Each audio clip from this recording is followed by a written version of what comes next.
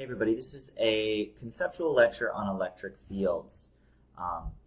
So before we talk about electric fields, let's talk about fields in general. A field is just a number that exists at all points in space, and that number can be anything. For some fields it can be positive, negative. It can also be zero. There are two types of fields, scalar fields and vector fields. At least these are the two that we normally deal with in physics. A scalar field is just a field that's made up of a scalar value, like temperature or relative humidity. At any point in space, you can take a thermometer and measure the temperature. And so if we mapped out all of the temperatures everywhere in space, we would have a map of the temperature field. This is an illustration of the temperature field for the Earth, where different colors show us different temperatures, and it shows us the overall distribution of temperatures everywhere on the surface of the Earth. Some quantities are vectors, and therefore they have direction, and so if we measure them at every point in space, we have a vector field.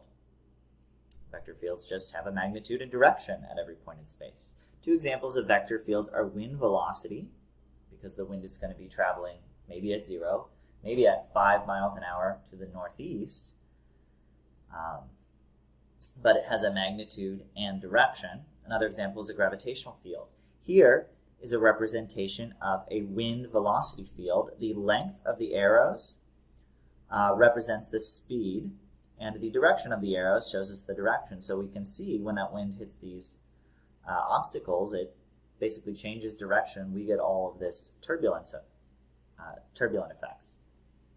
But this is a lecture on electric fields. So our real question is, if a charged object is in empty space and no other charge is there to feel an electric force, does that object still influence the space around it? If a tree falls in the forest and there's nowhere there to hear it, does it still make a sound? Now these are philosophical questions, but this is a physics class. We don't worry too much about the philosophy. We worry about what's useful. And the answer to this question in physics is yes. If a charge is in empty space, it still can produce something even if nothing is there to feel a force. We call that something an electric field. Our definition of an electric field is the region in space around any charged object in which another charged object will experience an electric force. If you charge up a Van de Graaff generator or a balloon, then if you bring another charged object near it, it will be either attracted or repelled. It's in an electric field. The definition of an electric field is given by this equation. Electric field, E, capital E for electric field, we also use it for energy, is equal to F over Q naught, usually little q. So electric field is equal to force per unit charge on a small positive test charge that's placed near a second object with charge that's placed in the electric field. The units for electric field are just the units for force, newtons, divided by the units for charge, coulombs. There is another unit for electric field, an equivalent unit which is volts per meter, but we haven't studied voltage yet. Fe is the magnitude of the electric force on our small test charge, and little q is the magnitude of our positive test charge. Electric field is a vector quantity, which means it has a direction. And the direction of the E field is the same as the direction of the force that would be exerted on a small positive test charge. So the electric field tells us the direction that a positive charge would be pushed, the direction that a positive charge would feel a force. So let's figure out the direction of the electric field near this large positively charged object. If we place a small positive test charge near it, it's going to be repelled. It's going to feel a rightward force. That's the force. And so the electric field is also going to be to the right. So around any positive object, the electric field points away, because positive objects repel a small positive test charge. If we take a negatively charged object like this one and place a positive test charge near it, it's going to be attracted to that test charge, which means the electric field points towards the negative charge. E fields point away from positive charges and towards negative charges. Just because if you place a positive test charge there, they'll be attracted or repelled. So the direction of the electric field depends only on the charge of the object that's producing the field, and maybe the configuration of charges, so where they are in space. The magnitude or the strength of the field depends on the charge producing the object and the distance. A greater charge will produce a stronger electric field just because it produces a stronger force. And the farther you are from the charge producing the field, the weaker the field is going to be, because it's going to be a weaker electric force. Let's see. Usually we use big Q to indicate the charge of the object that's producing the electric field, and little q is often a test charge that we place in the electric field. As we said before, for a positive charged object, the field points away from Q. For a negative Q, the field points towards Q. Now, here's a three-dimensional representation of the electric field around a positive charge. Notice those arrows point out in all directions away from that charge, because if we were to place a small positive test charge near that, it would be repelled. The important thing is that the field exists whether or not there's something to feel the field. The field exists even if there's nothing to feel it. Just like a gravitational field exists, even if you don't place an object in the air and drop it. The field is there regardless. One way we can show the shape of electric fields, or diagram electric fields, is by using electric field line diagrams. Field lines are imaginary lines that represent the magnitude, and direction of the electric field. The number of lines is going to be proportional to the strength of the field, or magnitude. Here's our rules for drawing electric field lines. Lines begin on positives and end on negatives. So here's a positive charge. Field lines originate from that positive and point outward. Here's a negative charge if we were to draw the field around it, because a positive charge is attracted. The field lines all point towards that negative charge, and they actually end on the negative charge. They terminate there. The number of lines leaving a positive charge or approaching a negative charge must be proportional to the magnitude of the charge. So if something has twice the charge, it'll have twice as many field lines entering or leaving it. And field lines never intersect. Here are a couple more field line diagrams. This is a positive point charge.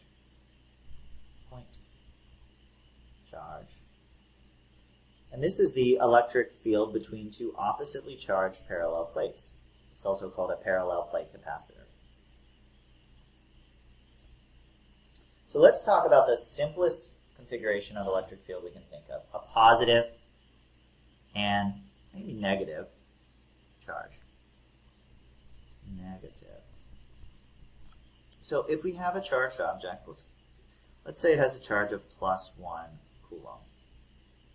Well, we know that if we place a test charge nearby, I'm going to call that little q, and I'm going to call this big Q. If we place a positive test charge nearby, it's going to be repelled. So we know that the direction of the field is going to be outward, pointing away from that charge, so we would say it's radial, radially outward. We also know that the electric field is proportional to the electric force, because we know E is equal to F over Q. And we know that the electric force around a point charge is an inverse square law, so our electric field has to get weaker as well, like an inverse square. We already actually saw our pattern, but if we draw our field lines, they're going to look something like this.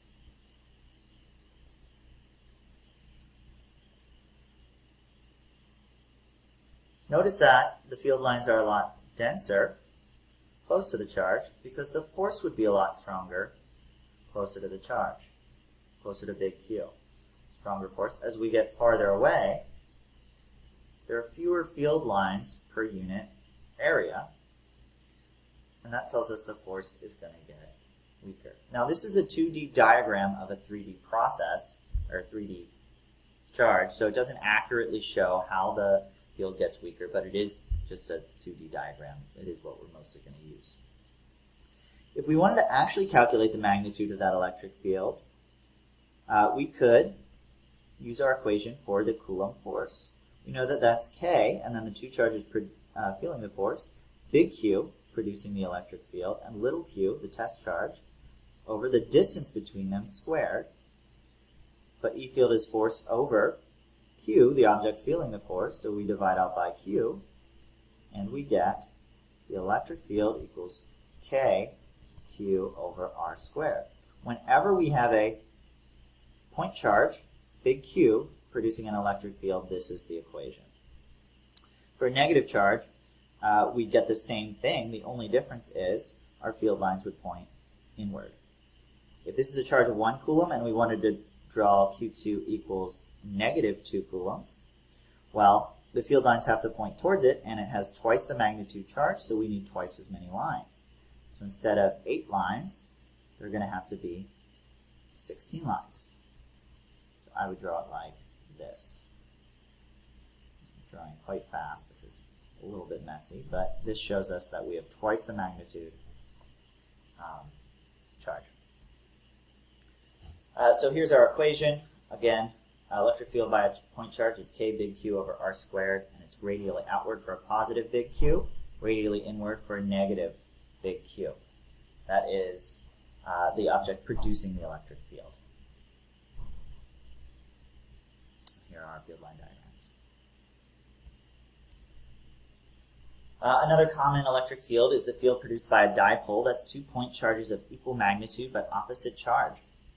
Because the field lines start on positive and end on negative, all the field lines coming from one object will go towards, from the positive charge will terminate on that negative charge. So we get this pattern where field lines point towards it and they kind of wrap around everywhere else and terminate on that negative charge. Because the charges are the same in magnitude, the number of lines entering negative is equal to the number of lines leaving positive. The closer the lines, the stronger the strength of the field. And here, our closest lines are right here in the middle. So we'll have the strongest electric field. It's a rightward field. It's going to be strongest right there.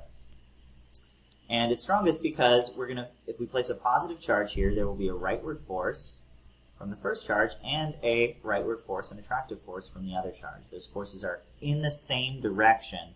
So we get a stronger force and therefore a stronger field.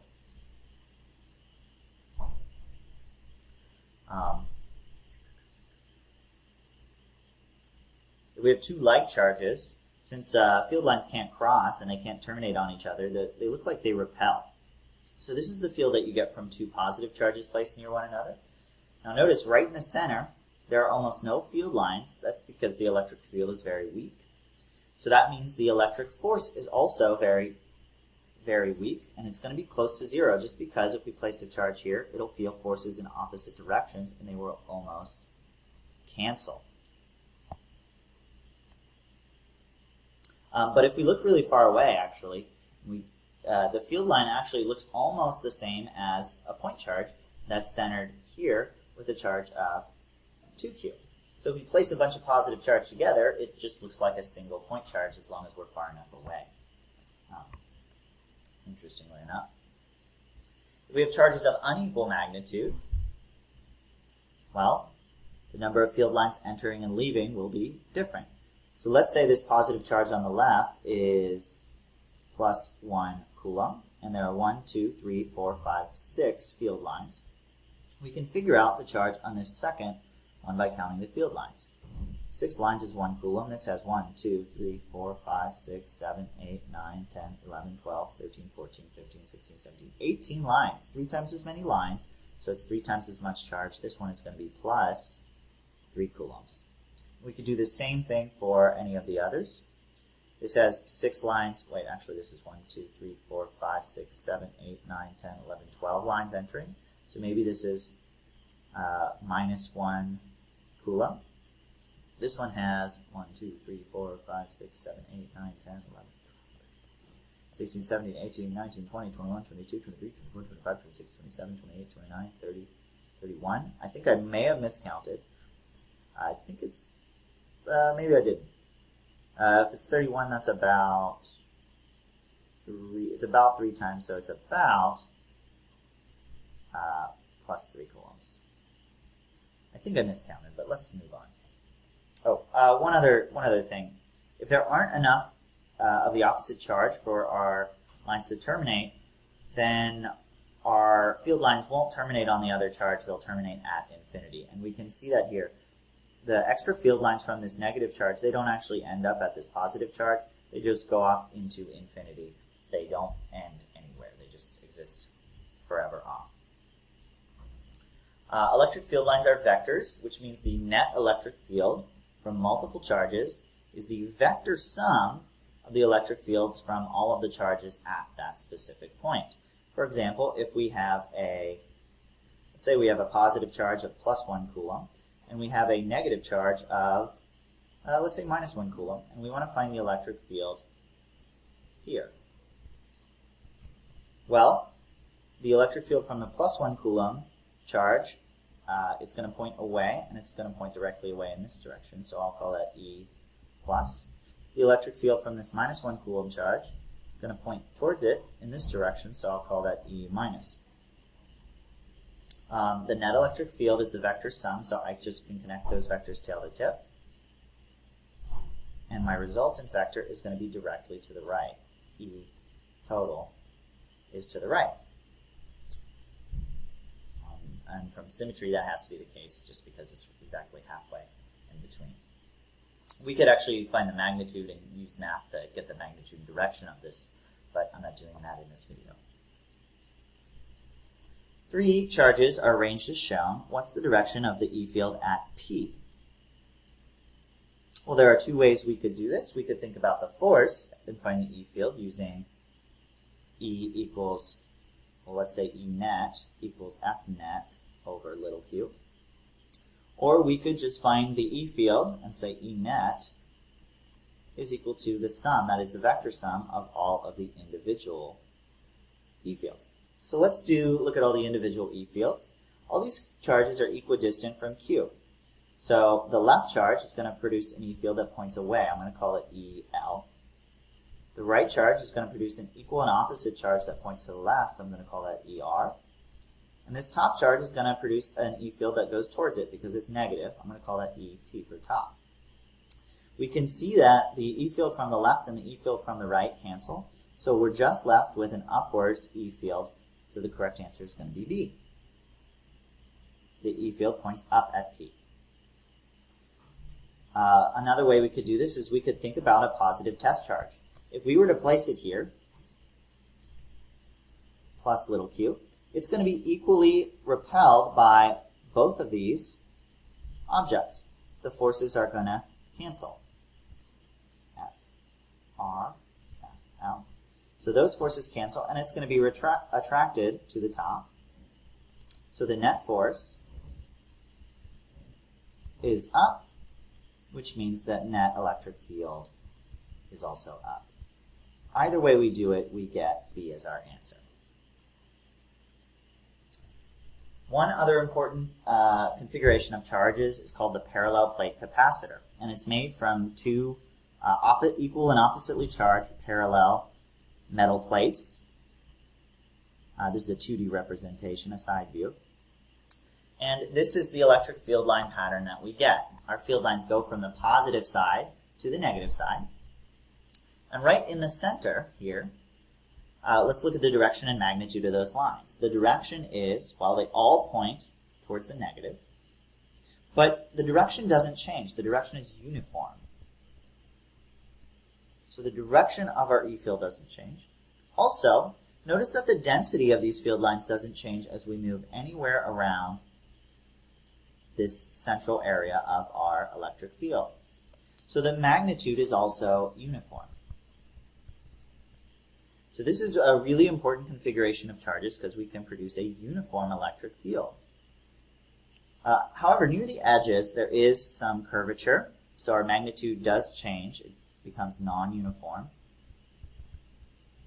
It gets a little weaker and it does bend a little bit. So this parallel plate capacitor, you do need to know this, this electric field configuration because it's so important, because it produces this uniform electric field. Uniform magnitude, uniform direction of the electric field means uniform force from just E equals F over Q. If our electric field is constant, then our force has to be constant. And if our force is constant, then our acceleration is constant. We have uniformly accelerated motion, which means we can use kinematics to analyze our motion. So let's think about a uniform electric field and what's going to happen in it. Let's think about the shape of the trajectory and what happens with a positive versus a negative charge. This is my E field here. Maybe it's 10 newtons per coulomb, and it points to the right. If I throw a positive charge plus Q into this electric field with some velocity V, well, positive charges feel a force in the direction of the electric field. So it's going to feel a force to the right. If I threw in a negative charge with that same initial velocity V, minus Q, it's going to feel a force to the left. Negative charges feel forces opposite the field. So we can think about the trajectory. Well, the component of velocity that's perpendicular to the field isn't affected, but the component of velocity parallel to the field feels a constant force. This is the same as a projectile. If we have a constant force and we project against that force, we will get a parabolic arc. So the trajectory is going to be parabolic. It'll just be opposite direction parabolic for a positive and a negative charge. So in summary, electric fields exist in regions around charged particles. The strength of the electric field is given by the force on a positive test charge, little q, divided by the magnitude of that charge, little q. The direction of the electric field is the direction of the force on that positive test charge in the field. In a field line diagram, lines start at positive and terminate at negative, and the number of lines is proportional to the magnitude of the charge producing the field. Lines don't cross, and the density of lines shows the strength of the field. The electric field of a point charge points radially outward or inward, depending on the type of charge, with a magnitude of E equals kq over r squared, and a parallel plate capacitor produces a uniform electric field between its plates. If we have a uniform electric field, we get constant forces, uniformly accelerated motion, parabolic motion, if we're projected not parallel to the field. That's all.